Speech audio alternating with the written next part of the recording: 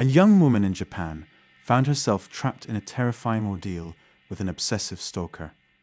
Let's delve into the chilling case of the Zushi Stalker, involving Rai Miyoshi and her ex-boyfriend, Hideto Kodutsumi. Welcome to another episode of The Midnight Investigator, where we explore solved, unsolved, and unusual cases. If you enjoy this content, consider subscribing to The Midnight Investigator. Now, let's unravel the story of the Zushi Stalker. Our investigation takes us to Japan, a country renowned for its serene natural landscapes, technological advancements, and distinct cultural quirks. Japan strikes a unique balance between humanity and nature. However, it also houses bustling cities with cutting-edge technology, a vibrant online culture, and a way of life distinct from the Western world. And let's not forget about their incredible cuisine. The Midnight Investigator has previously explored cases in Japan, and today we turn our attention to the resort city of Zushi in Kanagawa. But before we delve into Zushi, let's rewind to Tokyo in 2004. This is where we encounter Rai Chibata, a 25-year-old freelance designer and writer. Having recently graduated from Fukuoka University, Rai had moved to Tokyo to work for an advertising company. She was known for her cheerful and lively personality, as evidenced in countless photographs where she radiated joy. Rai was a firm believer in self-improvement and invested in her mental, spiritual, and physical well-being. Regular exercise, particularly through her membership in a local badminton club in Satagaya Ward, became one of her passions. It was at this club that Rai crossed paths with Hideto Kodutsumi, a 32-year-old teacher at a nearby all-girls school. Hideto was well-liked, especially by his students, and hailed from a privileged background. His parents provided for him, resulting in a tendency to grow bored easily and frequently change jobs or settle for part-time work. Rai and Hideto grew closer through their weekly meetings at the badminton club, and their relationship blossomed. Hideto's humor and maturity captivated Rai, eventually leading them to become a couple. Initially, their relationship seemed happy and healthy, but as time passed, cracks began to form. Hideto battled recurring depression and frequently expressed his desire to end his life. While he appeared upbeat to others, he harbored negativity and often clashed with Rai's optimistic nature. As an advocate for self-improvement, Rai tried to help Hideto, but her advice seemed to fall on deaf ears. The growing divide between them eventually led Rai to end the relationship in 2006, after 2 years together. However, Hideto did not take the breakup well, desperately clinging to their connection. He resented Rai's decision to leave him, blaming her for all his problems, and even threatening to take his own life because of her. In a fit of rage, he consumed excessive alcohol and attempted to overdose in a local park. Although his suicide attempt failed, Rai became genuinely fearful for her safety, believing Hideto posed a threat to both himself and her. Haunted by a relentless stream of aggressive emails, threatening calls, and concerning stalking behavior, Rai decided to report Hideto's actions to the local police. Authorities issued a formal warning, demanding that he cease all contact with Rai. The emails, calls, and text messages ceased, but Rai felt the need to sever all ties definitively. She reached out to organizations specializing in aiding women experiencing abuse and stalking, seeking their advice. It recommended drastic measures, moving to a new residence, changing her phone number, email address, and workplace. Rai had to vanish completely and start anew. During this time, Rai met another man, details of whom remain scarce.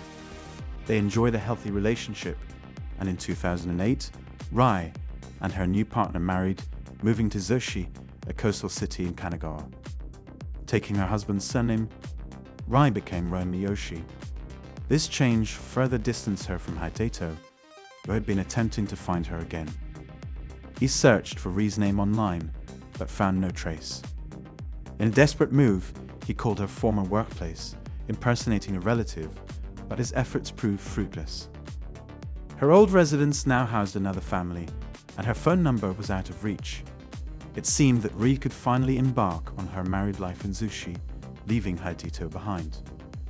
Unfortunately, her peace was short-lived. Fast forward to 2010. Hideto spiraled deeper into depression, leading him to embark on a hike up Mount Tanagoa in Gunma Prefecture.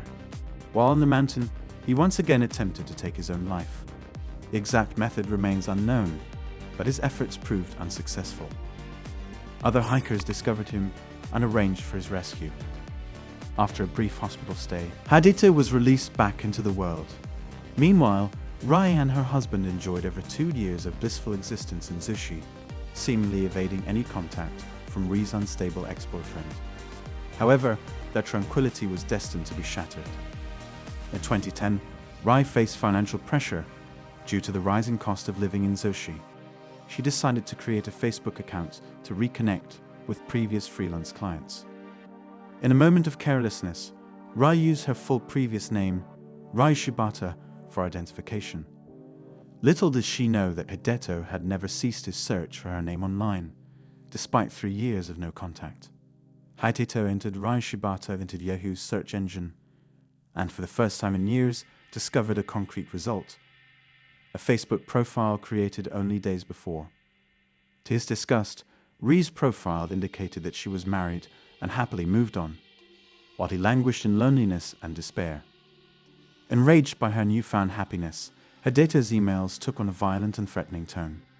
They contained messages like, "I want to kill you, I'm going to kill your husband." Understandably disturbed by this onslaught, Rai and her husband sought help from the police. This time, Hideto faced legal consequences and received charges of intimidation. He was sentenced to 1 year in prison, followed by 3 years of probation. However, instead of learning from his punishment, Hideto plotted his revenge. Throughout his trial, he paid close attention to every detail, which would prove to be a grave error on the part of the authorities. They inadvertently disclosed crucial information: the full name of his victim, Rai Miyoshi, and even her address, albeit not in its entirety. This oversight granted Hideto the key information he needed.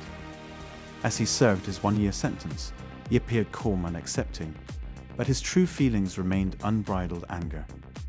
With time on his hands, Hideto meticulously planned his retaliation. He simply had to wait. After a year, Hideto was released from prison under a strict restraining order that forbade him from contacting Rai ever again.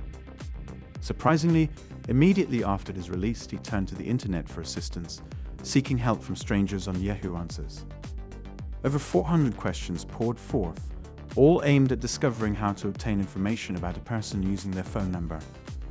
He even made specific inquiries about a festival that occurred annually on October 13th, hosted by a small temple known to be frequented by Ri. This temple, Kamiyoji Tuya Hoshikai, was located on the west side of Zushi, and Hideto correctly deduced that Rai must be living nearby. Armed with this information, he narrowed down his search to the neighborhood she frequented and potentially resided in. While Hideto conducted extensive research, his menacing text messages and emails resumed between March and April 2012.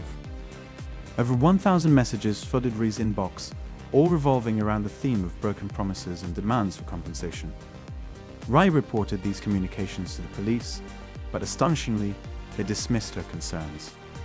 Nevertheless, they agreed to install CCTV cameras around her property and increase patrols in the vicinity, just in case Hideto attempted to make his presence known. After months of no activity, the police decided to remove the cameras, presuming Hideto had finally given up. Unfortunately, this decision proved to be another grave mistake. Hideto had not disappeared, he had simply bided his time. During the preceding months, Hideto methodically gathered information, determined to find Ri's exact address. Under the guise of seeking an old friend who had once cared for him, he hired a private detective to discover her whereabouts. In less than 24 hours, the detective returned with Ri's complete address: 6116 Kotsubo Zushi. Shockingly, the detective had obtained this information without Ri's consent by posing as her husband during a call to the government's taxation department. Due to the staff's negligence, they failed to recognize that Ri had requested tighter restrictions on her personal information. After 6 long years of relentless stalking, Hideto finally possessed the precise location of Ri's residence. With the aid of his previous research, he knew exactly how to find her. Now, we enter the final act of this disturbing saga. On July 13, 2012, Hideto executed his plan. He arrived at Rui's residence, armed with a knife and a powerful electric shock device. He knew precisely where to find her apartment, having studied the area extensively. Under the cover of darkness, he infiltrated the building, bypassing security measures. Hideto made his way to Rui's apartment and forcefully entered, catching her by surprise. What ensued was a harrowing confrontation. Hideto attacked Rui, stabbing her multiple times with a knife and using the electric shock device to incapacitate her. The noise drew the attention of a neighbor, who immediately contacted the police. Upon their arrival, they discovered Rui in critical condition, while Hideto attempted to flee the scene. The authorities apprehended him, ending his reign of terror. Rui was rushed to the hospital, where medical professionals fought to save her life. Miraculously, she survived the brutal assault, albeit with severe injuries. Hideto, now in police custody, faced charges of attempted murder and breaking and entering. The subsequent trial would expose the depths of his obsession and the horrors Rui endured. Ultimately, the court found Hideto guilty and sentenced him to a lengthy prison term. However, no punishment can erase the trauma Rui suffered at his hands. Her life forever altered, she must now embark on a difficult journey of physical and emotional recovery. The case of the Zushi Stalker serves as a chilling reminder of the consequences of unchecked obsession and the importance of taking stalking and threats seriously. It highlights the critical need for authorities to provide appropriate support to victims and thoroughly investigate reports of harassment. As we conclude this episode, let us remember the importance of vigilance and empathy in safeguarding the well-being of ourselves and those around us. Stay tuned for more intriguing cases on the Midnight Investigator. Until next time, stay safe and look out for one another.